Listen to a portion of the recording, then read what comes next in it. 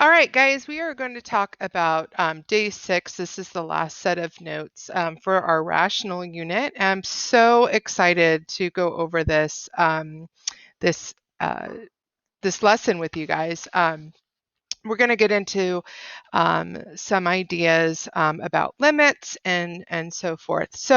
But before we get into the technical definition, let's make sure that we can read kind of what's going on with these statements. It's telling us that there's a hole at the graph of this location, 3 comma 7 fifths. And then let's go ahead and read what each statement is saying. It says, as x is approaching negative infinity. So I've color coded that to represent this red line going towards negative infinity. They're asking you, the graph of the function f of x is approaching what? And so I want you to look at the y value, and that's going to be your answer. So what y value is the graph approaching? And hopefully you guys could see that the answer is 2. As this red line gets closer and closer to that horizontal asymptote, it is approaching the y value of 2. So now let's take a look at the green section. It says as x is approaching positive infinity, what is the y value that the graph is getting closer and closer to? Okay, and then hopefully you guys also said 2. And then now it says as x is approaching 3 from the left. So here's where x is equal to 3. So we're approaching 3 from the left side, which is why I've color coded it with the purple. So again, what is the y value that you are getting closer and closer to at that spot? And hopefully you could see that it's the y value of 7 fifths. Okay.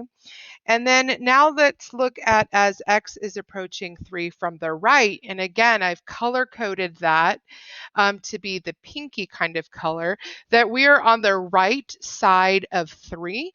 And what is the y value that you are getting closer and closer to? And hopefully you guys also said 7 fifths. So now let's take a look at the yellow. It says as x is approaching negative 2 from the left. So here is negative 2. And from the left side, you can see that the y value was just constantly going up and up and up and up as it approaches that negative 2. So the y value isn't a specific number, but rather just positive infinity. And then let's take a look at negative 2 from the right side. Well, again, here is negative 2, right? It's that vertical asymptote. And that orange, as it gets closer and closer to that vertical asymptote, the y values are constantly decreasing. So the y values that it is getting closer and closer to is negative infinity. And so now we are asked to identify the domain and the range. So we should be really good at this now. We've got negative infinity all the way to negative 2. And then we pick back up on the other side of negative 2 and we go to 3. And then we pick back up on the other side of 3 and we go on to infinity. And then the range, again, it's all the y values except where there is the y value of the hole and the horizontal asymptote. So we've got negative infinity all the way to 7 fifths. Pick back up on the other side of 7 fifths, go to 2.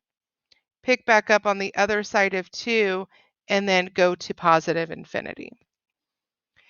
All right, so let's see if you guys can try these.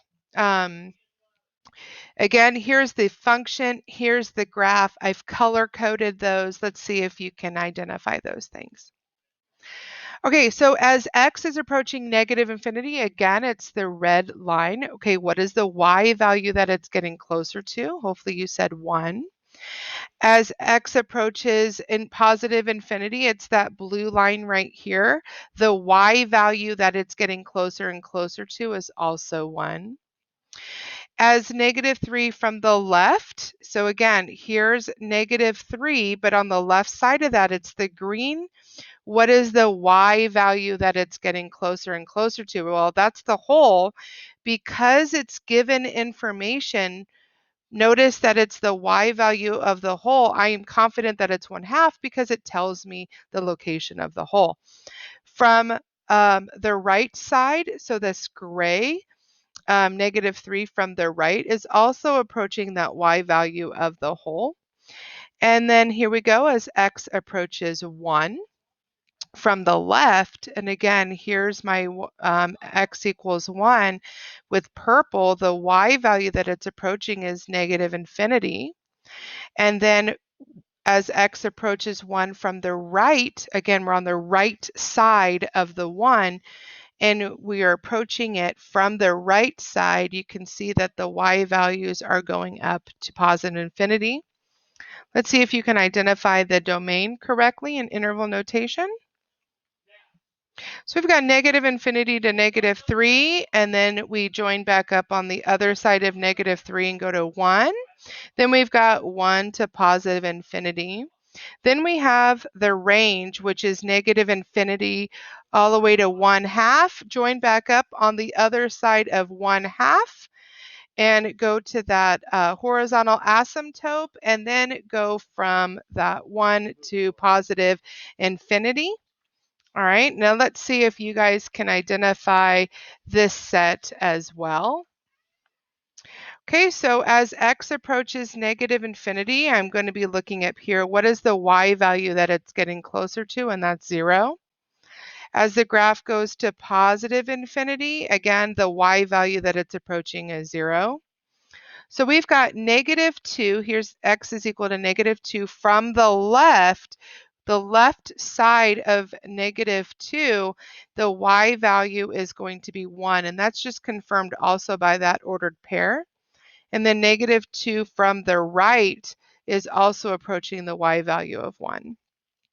So now let's take a look at the -3 from the left. So that's that vertical asymptote. So on the left side, what is happening with the graph? Well, it's reaching to -infinity.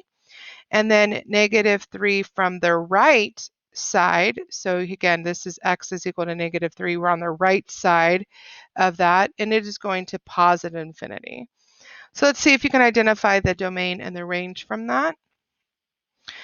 Okay, so we should have our domain is all real numbers except the x value of the whole or the x value of the vertical asymptote, whichever comes first.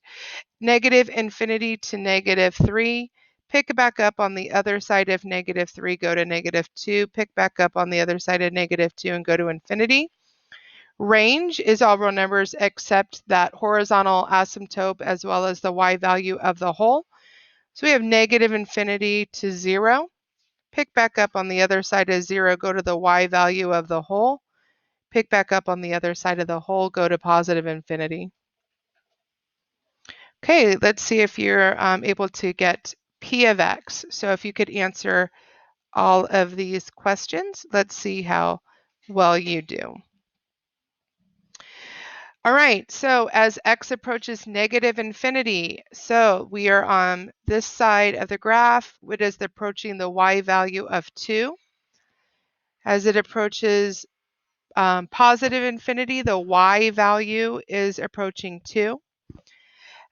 If we take a look at x is equal to -2, here's where x is equal to -2. On the left side of that, what is the y value that it is getting closer to? Well, that's going to be the y value of the whole. As you approach -2 from the right side of that, you are also approaching a y value of -1. All right, now we take a look at as we are approaching -3. All right, well, x is equal to -3. It's a vertical asymptote. If we're approaching it from the left, we're on the left side of -3, which means we're on this portion of the graph, and the y value is going to infinity. On the right side, the behavior is going to -infinity. And so now let's take a look at our domain and range. So we've got all real numbers except for the first thing we approach is our asymptote. Pick back up on the other side, go to the x value of the whole, pick back up and go on to infinity. Range is going to be from negative infinity to the y value of the whole, which is at, I believe, -1. Pick back up on -1, go to the horizontal asymptote, pick back up, and then go to infinity. All right. So it says, based on your observations from the graphical analysis of the four functions, on not these pages, but on the previous page, fill in the blanks with each statement below or answer the questions asked. So it says, if the graph of the function approaches a as x approaches infinity or negative infinity, then the graph has a what? So remember this right here, this notation is the end behavior. So notice where it was approaching, and it was approaching that horizontal asymptote at whatever that a value was. So this is kind of, you want to think about this as the end behavior.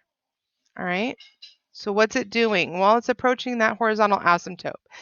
So if the graph of the function approaches b, which is just another number, as x approaches an x value from the left and the right, then the graph has point discontinuity, a hole at the point AB. Okay. If the graph of the function, if the y approaches infinity or negative infinity as x approaches a specific x value from the left or right, then we have a vertical asymptote. Okay. So then it says, how do you determine the domain of rational functions? Well, we've talked about this. The domain is everything except where it's restricted. Where is it restricted? Well, it's going to be restricted at the vertical asymptote or at point discontinuity with that hole. And then how do you determine the range? Okay, well, we've talked about this already. So determine the range from all real numbers except the y value of the hole or the horizontal asymptote. Okay, so again, on the whole, though, it's the y value of the whole. So let's take a look at this table. All right, so we've got a table, and we've got to be able to look on both sides of where this function is kind of undefined, because two things happen. It's either a vertical asymptote or a hole. So it says, identify the equation of any horizontal asymptotes of the function and then give a reason. Well, if we talked about the horizontal asymptote, we talked about that right here. Okay, so now we're going to be looking at the end behavior. So as x approaches infinity, you're approaching 1.5. If you are going to negative infinity, you're almost getting to 1.5. So the horizontal asymptote can be identified as the end behavior. So look at the very ends of your graph. Look at how large these x values are. And so now we can see that y equals 1.5 is the horizontal asymptote, because as x approaches negative infinity and as x approaches infinity, the function approaches the y value of 1.5. Okay, identify the equation of any vertical asymptotes of the graph. So this is where we are going to be looking at the undefined values. Now there's two undefined values. So remember that if you have a vertical asymptote, the y value is going to be going to infinity or negative infinity. So really, really, really large y value or really, really, really small y value. So let's look at this. We've got a negative 248 on the left side, and then we've got a positive 251 on the right side. All right, so then that would kind of tell me that they're not approaching that same y value, so that would look like that vertical asymptote. Let's take a look at this guy right here because it's also undefined. So on the left side of 2, we are approaching 1.6. On the right side of 2, we are approaching again 1.6. So that is not going to be a vertical asymptote. So we want to make sure that we look at where the function is undefined and compare the y values on both sides, just like I talked about. So x is equal to -1/2. Right here, -1/2 is a vertical asymptote because as x approaches -1/2 from the left, which is that notation, it has little minus signs from the left, the y value is negative infinity. And as x approaches -1/2 from the right, which is the notation with that plus sign. The y value approaches infinity. So on C, it says identify the coordinates of any hole on the graph and then give a reason. Well, I just talked about it when I was going through this undefined process right here. So look at where the function is undefined and compare the y values on both sides. So we noticed that the y value on both sides were both approaching 1.6. So this is the proper notation and the explanation on that. Domain and range, again, it's all real numbers except where the function is undefined, right? So we are undefined at -1/2 and at 2. And the range is all real numbers except what's the y value of the whole. Well, we needed to find the y value of the whole was at 1.6, and our horizontal asymptote, which was determined by the end behavior, was 1.5. So we just put that in proper numerical order. Please make sure that you address any questions specific at the end of the video. So this is another chance for you to be able to identify these questions. So let's take a look at A. Can you answer what's the domain of g of x? All right, so hopefully you were able to identify the domain as everywhere except where it's undefined. And then it says, does either factor in the denominator also exist in the numerator? Give a reason for your answer. All right, so let's take a look at this. Well, if the factor is in the denominator also in the numerator, that's going to represent a whole. So we would have to look at the undefined values and see if they're approaching the same y value.